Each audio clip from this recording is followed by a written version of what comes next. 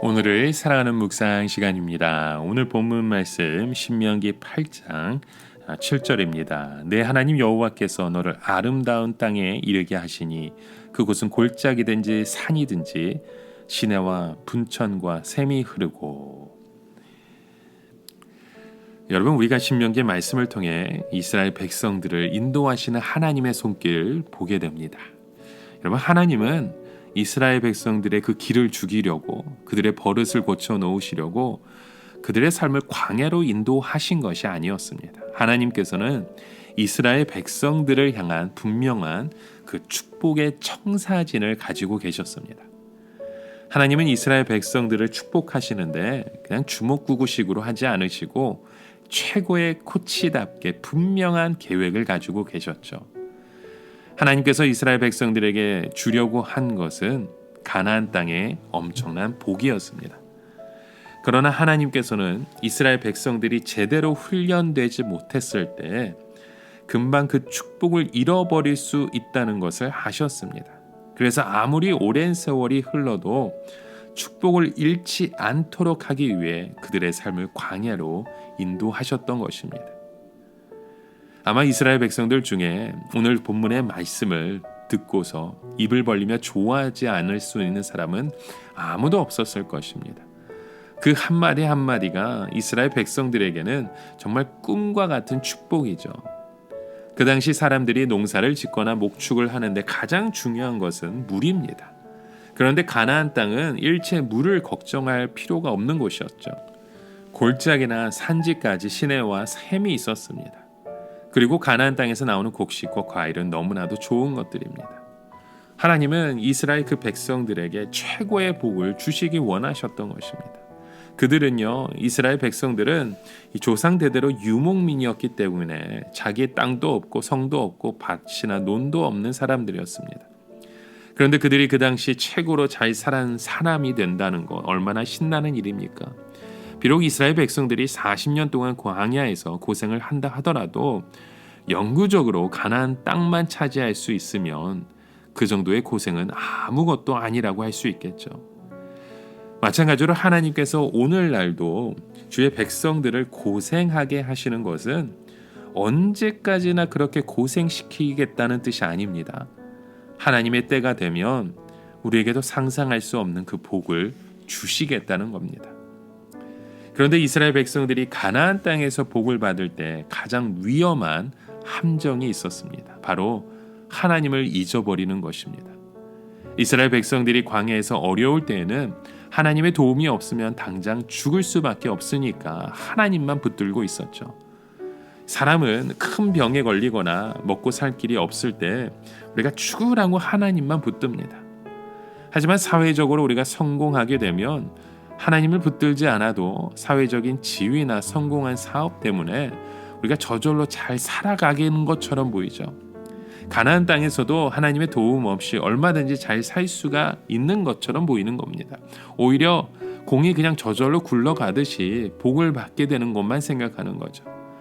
결국 가나안 땅에서 이스라엘 백성들에게 가장 무서운 것은 하나님을 붙들지 않아도 가나안 땅 자체가 주는 복 때문에 얼마든지 잘 살 수 있게 되는 것입니다.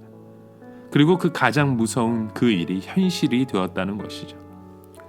하나님께서는 광야에서 이스라엘 백성들에게 만나를 먹이시고 방석에서 생수를 나게 하셨던 그분이 가나안 땅에 좋은 곡식과 포도주를 주셨다는 것을 오늘 본문에 함께 말씀합니다. 그래서 이스라엘 백성들은 가나안 땅에서도 광야에서 하나님을 믿는 그 믿음으로, 그 정신으로 살아야 된다는 것이었죠.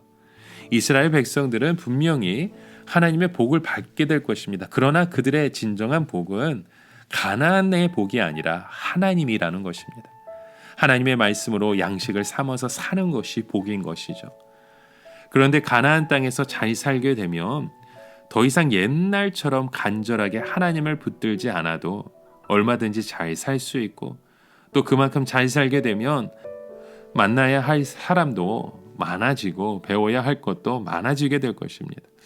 그러면 광야의 시절처럼 구질구질하게 하나님을 찾는 것도 격에 어울리지 않는다고 생각하겠죠. 이렇게 이스라엘이 변하는 것은 참 두려운 일입니다. 이스라엘 백성들이 가나안에 들어가 보니까 가나안 사람들이 너무나도 잘 살고 있었습니다. 그들의 문화 수준이 너무나도 높았죠. 가나안 사람들에게 없는 것이라고는 딱 한 가지 하나님뿐이었습니다. 그것을 본 이스라엘 백성들은 구질구질하게 하나님을 찾는 것보다 하나님을 대충 믿으면서 가나안 사람들처럼 품위 있고 세련되게 살아보자는 식이 되는 것입니다. 이스라엘 백성들의 힘은 광야에서 살듯이 죽을 힘을 다해 하나님을 붙잡는 것밖에 없었습니다. 물에 빠진 사람이 땅 위에 있는 사람의 손을 붙잡듯이, 죽을 병에 걸린 사람이 의사의 손을 붙잡듯이, 굶어 죽어가는 사람들이 음식을 주는 사람의 손을 붙잡고 놓지 않는 것처럼 하나님을 붙잡는 것이 이스라엘의 힘이었습니다. 그러나 가나안 땅에서는 하나님을 붙잡지 않아도 얼마든지 먹고 살 수 있어 보였기 때문에 그렇게 잡지 않게 되었던 것이죠. 오히려 이 세상에서 세련되고 부족함 없이 모든 것을 다 갖추어 놓고 삶을 즐기면서 살려고 하게 된다는 것입니다. 그러나 진정으로 광야를 통과한 사람은 어떻습니까? 가나안의 편한 생활이 자기의 신앙을 무디게 만들고 하나님 앞에서 가난하지 못하게 만든다는 것을 알고 더 두려워하게 됩니다. 지혜로운 사람은요, 유명하게 되고 부자가 되어도 그 유명세와 그 부가 주는 위험을 알고 주의해야 합니다. 그것은 마치 우리가 마약에 취하는 것처럼 자기도 모르게 교만을 만들고 자기 자신을 믿게 만드는 겁니다. 그래서 믿음이 있는 사람은 성공하고 부자가 되었을 때 그 옛날 가난했던 마음을 잃지 않기 위해서 몸부림을 치는 것입니다. 하나님 앞에서 그 겸손한 마음을 잃지 않으려고 하는 것이죠. 여러분, 우리가 부하든지 가난하든지 성공하든지 실패하든지 하나님과 하나님의 말씀을 최고의 복으로 알고 이것을 놓치지 않아야 합니다. 이스라엘 백성들이 우상을 받아들이는 것은 영적인 사망을 스스로 인정하는 것이었습니다. 물론 명색으로는 다른 나라와 교류를 확장하는 것이었지만 결국 그것이 하나님의 그 복을 완전히 끊어게 하는 그 사건들이었던 것입니다. 여러분, 오늘 우리에게 원하시는 것은 바로 하나님의 훈련을 우리가 받아야 된다는 겁니다. 때로는 무섭고 거친 광야를 통과해서 살아남아야 하는 그 훈련을 우리가 받아야 된다는 거죠. 우리의 능력은 바로 하나님이 함께 하실 때입니다. 여러분, 우리는 떡으로 살지 않습니다. 하나님의 말씀이 우리의 양식입니다. 우리는 끝까지 광야의 그 정신을 버려서는 안 됩니다.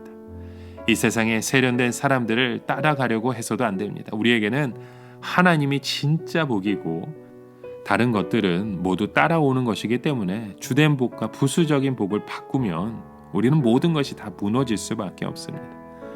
여러분, 오늘 우리에게 주신 그 복을 변질되지 않도록, 교만하지 않도록 끝까지 하나님의 복 가운데 누려 살아갈 수 있는 저와 여러분 되시길 주님의 이름으로 간절히 축원합니다. 함께 기도합니다.